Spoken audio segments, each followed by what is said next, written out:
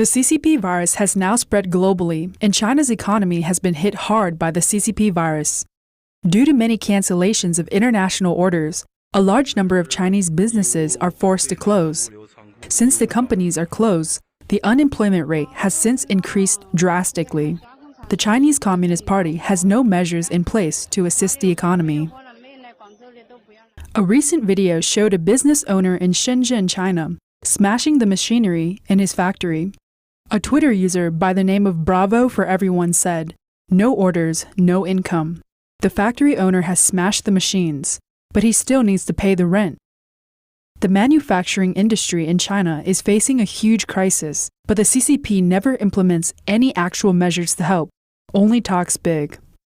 The CCP allows businesses to be a month in arrears with Social Security fees, but they all need to pay back in full the following month. Yes, you heard it right. This is the kind of support given by the CCP, which cannot even be compared to the American support system. A tax cut is the only way to help these businesses right now. Mr. Wang, an employee at Shenzhen Logistics Company, said, "I have seen the video of the owner smashing his factory machinery. It is quite difficult for these small factories as a whole. Many factories have closed down, especially companies relying on international trading. Some businesses have temporarily stopped their operations. Our income has decreased because we now receive less cargo." In addition, the CCP forced businesses to reopen and resume operations even though there are no orders. A video circulating online showed a factory engulfed in fire. It is said the factory owner set the fire because he cannot maintain the factory anymore. He can report the fire damage and receive insurance compensation for it. Mr. Zhao, an employee at an advertising company in Guangdong, said, "The internet shows that people are burning things like account books. Because the pandemic is extremely serious and all business has been affected. Many small and medium-sized companies have debts to repay, and they're having huge difficulties right now, since they're not receiving any orders. There's no support whatsoever, so the Chinese people will have to support themselves through this crisis."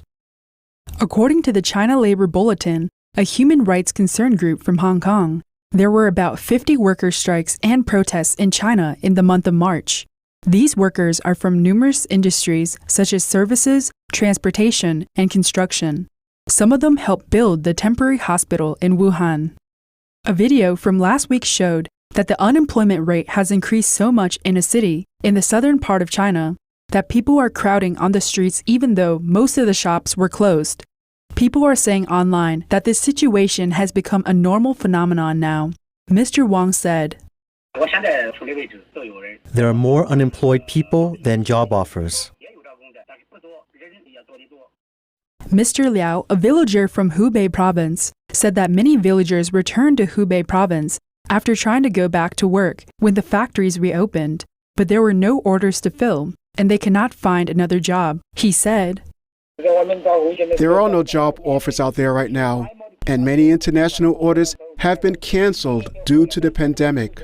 Basically, we do not have any work to do, so we came back home. It has been like this for many months now. We are having trouble carrying on our lives since we have no income, but nobody cares about this situation."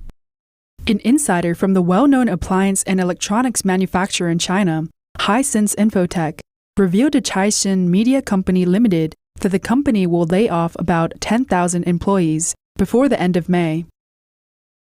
Moreover, Chinese automobile companies such as SAIC Motor, Jingling Motors Company, Beijing Hyundai Motors Company, and Weltmeister Motor Technology Co. Limited are planning to implement employee pay cuts.